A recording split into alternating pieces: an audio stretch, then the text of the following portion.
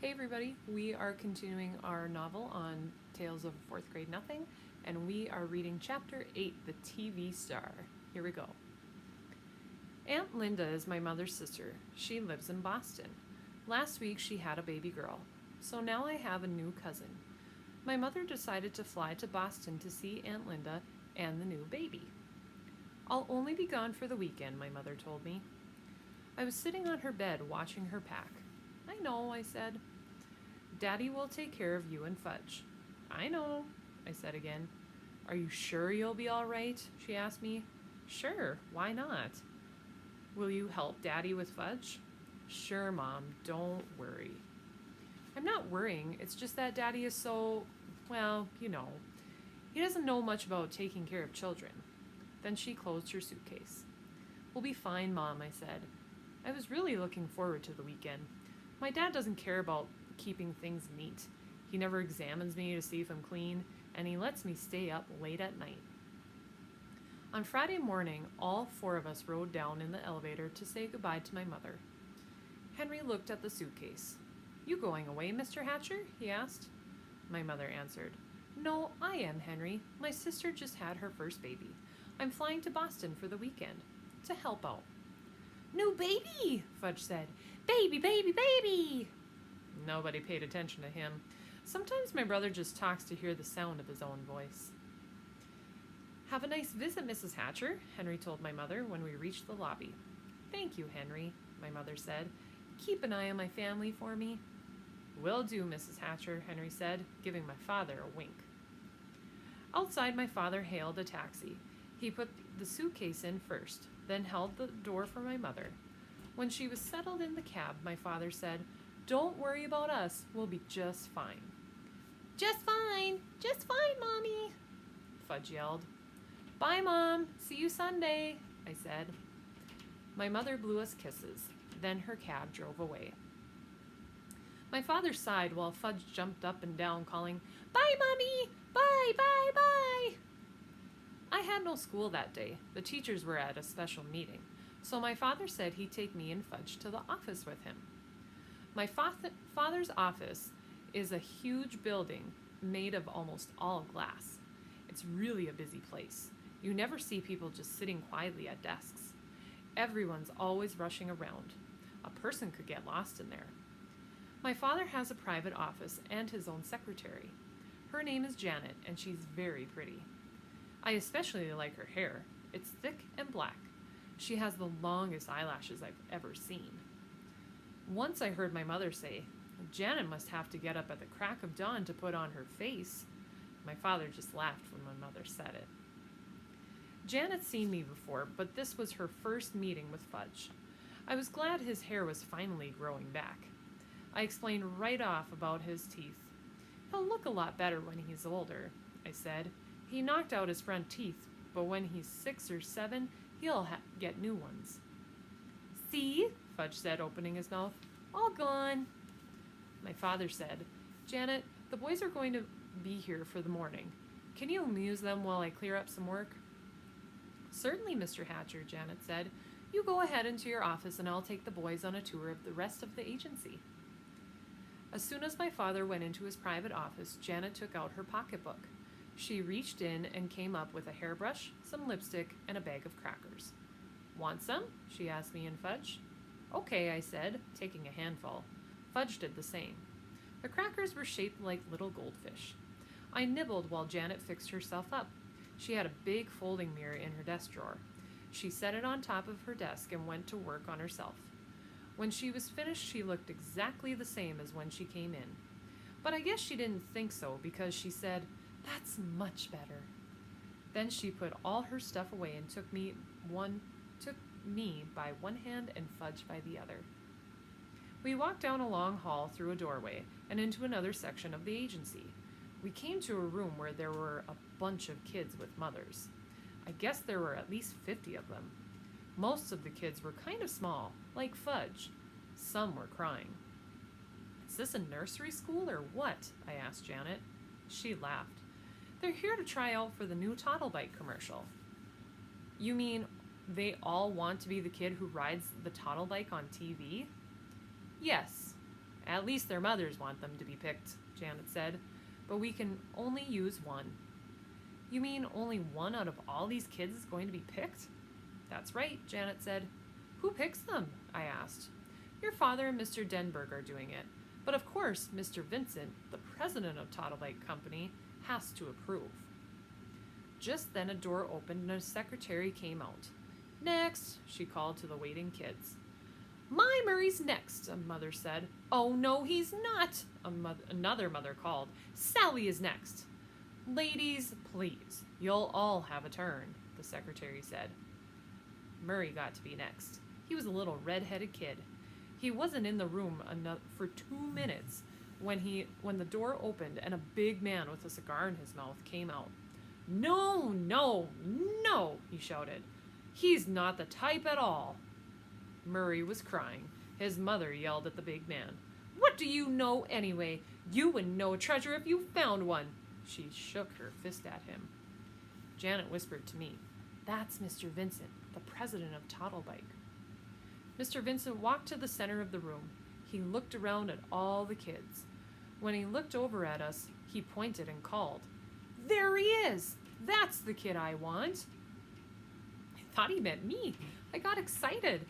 I could just see myself on TV riding the Toddlebike.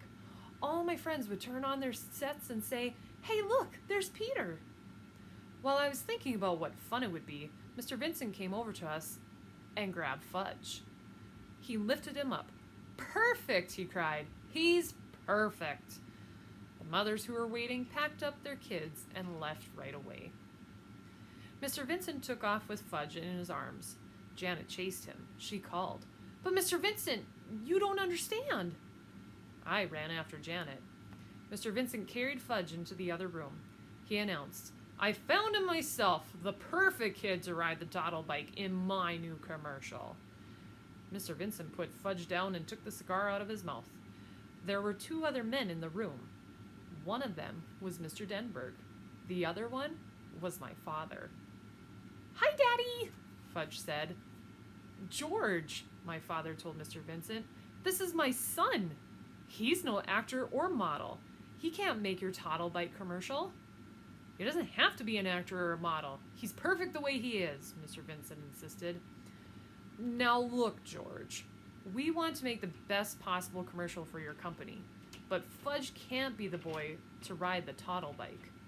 Now you listen, Hatcher. Mr. Vincent raised his voice. I wondered why he called my father Hatcher, just like Mr. Yarby did. Mr. Vincent pointed to Fudge. Either that kid rides my Toddlebike, or I take my account to another advertising agency. It's that simple. My father looked at Mr. Denberg. It's your decision, Warren, Mr. Denberg told my father. I don't want to be the one to tell you what to do. My father picked up Fudge and held him on his lap. Would you like to ride the Toddlebike, Fudge? It's just like the one you have at home. Why are you asking him? I said. What does he know about making commercials? My father acted like he'd forgotten I was even around. I'm thinking, Peter, he said. Please be quiet. Well, Hatcher, Mr. Vincent said, what'll it be? This kid of yours, or do I have to move to another agency? I remembered how my father lost the Juicio account because of Fudge. Now maybe he'd lose this one too, and I don't think he can afford that. Finally, my father said, All right, George, you can use him. On one condition, though. What's that, Hatcher? Mr. Vincent asked. The commercial has to be made this afternoon. After today, my son Fudge won't be available. That's fine with me, Hatcher, Mr. Vincent said. Is he going to get paid? I asked my father. I'll worry about that, Peter, my father said. That probably meant yes. He'd be paid and have lots of money in the bank. I'd have nothing. And someday I'd have to borrow from him. No, wait a minute. Never. I'll never borrow money from Fudge. I'll starve first. Can I at least watch when you make the commercial? I asked. Certainly, my father said. You can watch the whole thing. I turned to Mr. Denberg. Will Fudge be famous? I asked. No, not famous, but a lot of people will think he looks familiar, Mr. Denberg said. I turned to Mr. Vincent. Do you know he has no top front teeth? That's part of his charm, Mr. Vincent said. And he cut off all his hair 2 months ago? Well, he looks fine now, Mr. Vincent said. And he can't even talk in long sentences yet? I told everyone in the room. He doesn't have to say a word, Mr. Vincent told me. I couldn't think of any other reason why Mr. Vincent shouldn't use Fudge in his Toddlebite commercial. It was settled. Soon, Fudge would be a famous television star, and I would be plain old Peter Hatcher. 4th grade nothing.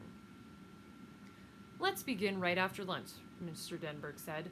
We should get it filmed in about 2 hours. While my father and Mr. Denberg worked out all the arrangements, I asked Janet where the men's room was. She walked me to it. I told her thank you and that she didn't have to wait. I'd find my own way back. When I was safely inside, I looked at myself in the mirror. I wish Fudge had never been born, I thought. Everything good always happens to him. If he had to be born, I wish he could be 9 or 10, like me. Then Mr. Vincent wouldn't want him to be the one to ride the Toddlebike in his commercial. Janet sent down to the coffee shop for some sandwiches and drinks. After we ate, we all walked to another section of the agency where the cameras were set up. A make-believe street scene was the background. The Toddlebike was shiny red. My father told Fudge all he had to do was ride it around. Fudge liked that. He zoomed all over the place. Vroom, vroom, vroom, he called. My father, Mr. Vincent, and Janet sat on folding chairs and watched the action. I sat on the floor, at my father's side. Mr. Denberg was the director. He said, "Okay, Fudge, we're ready to begin now. You ride the Toddlebike where I tell you, and I'll take a picture of you doing it. All right?" "No," Fudge said. "What does he mean, Hatcher?" Mr. Vincent asked. "Why did he say no?" My father groaned. "Look, George, using Fudge was your idea, not mine." Mr. Denberg tried again. "Okay, Fudge, this is it." The cameraman said, "Start riding this way. Ready, set, go." Fudge sat there on the Toddlebike, but he wouldn't pedal. "Come on, kid, let's go," the cameraman called. "No, don't want to," Fudge answered. "What's with this kid, Mr. Hatcher?" the cameraman asked. "Fudge," my father said, "do what the nice man tells you to." "No, don't have to." Janet whispered to my father, "How about some cookies, Mr. Hatcher?" "Good idea, Janet," my father told her. "I have some Oreos right here," she said, patting her pocketbook. "Shall I give them to him?" "One at a time," my father said. Janet walked across the room to Fudge. He was still sitting on the Toddlebike. "If you do what the nice man says, you can have a cookie," Janet told him. "Show me," Fudge said. Janet held up a box of Oreos. She was really well prepared, I thought. She must eat all day long. What with the crackers shaped like goldfish and a whole box of Oreos, too? I wondered what else she had in that pocketbook. "Give me," Fudge said. Janet held up one cookie. Fudge reached for it, but Janet didn't let him get it. "If you do what the nice man says, you can have an Oreo, maybe even 2 or 3. "First cookie," Fudge said. "First do what the nice man says," Janet told him. "No, first cookie." "Give him one, Janet," Mr. Denberg called. "We haven't got all day to fool around." Janet gave Fudge one Oreo. He ate it up. "Okay, kid. All ready now?" the cameraman said. "You ride over to me." Fudge didn't do it. Mr. Vincent was losing his patience. "Hatcher," he hollered, "you get that son of yours to ride my Toddlebike, or I'm taking my whole account away from you and your agency." "Must I remind you, George, using Fudge was your idea, not mine," my father said. "Forget about whose idea it was, Hatcher. He's your kid. You better get through to him now." "I have an idea," my father said. He walked to a corner of the room and beckoned to the others. Mr. Denberg and Mr. Vincent gathered around him, along with the cameraman and Janet. They looked like a bunch of football players huddled together talking about the next play. Soon my father called me. "Peter, would you join us, please?" "Sure, Dad," I said. "What is it?" "Peter, we want you to ride the Toddlebike for us. to show Fudge how it's done. But he already knows how to ride, I said. Didn't you see him zooming around? He won't do it for the cameras, though, my father explained. So we need your help. Will I be in the commercial too? I asked. Well, the toddle bike is really for young children, Mr. Denberg said. Otherwise, we'd have you do it in a minute. I got the message. It was like buying the shoes at Dr. Brown's office. They were going to use me to get Fudge to do what they wanted him to. I wondered how anybody would ever manage my brother without my help. I walked over to Fudge and told him I was going to ride the toddle bike. Get off, I said. Fudge held on to the bike. No, mine! It's not yours, my father told him. But Fudge wouldn't move for anything. He closed his eyes and screamed. Can he scream loud when he tries? So my father had to pull him off the toddle bike. Fudge kicked and kept screaming, and I'll bet Mr. Vincent was sorry that he ever spotted my brother in the first place. I got on the toddle bike. It was so small my knees practically touched the ground, but I managed to ride it around just where the cameraman told me to. See how nice Peter can ride the toddle bike, Janet said. Here, Peter, come have an Oreo.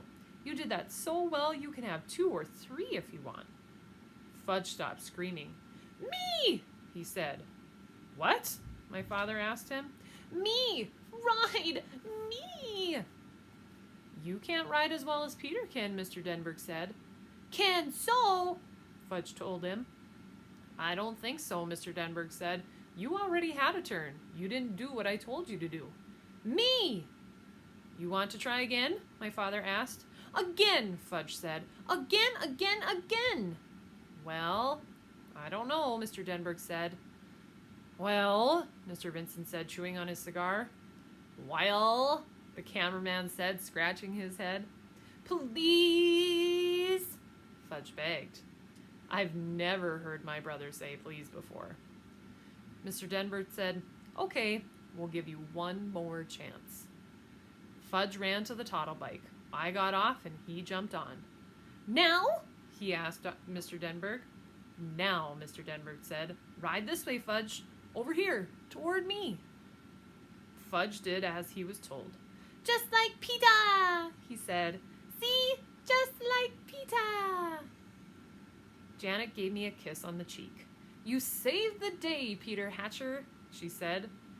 When she wasn't looking, I wiped off my face. Her kiss was too juicy. And that is our chapter. Hope you enjoyed it. We'll see you next time.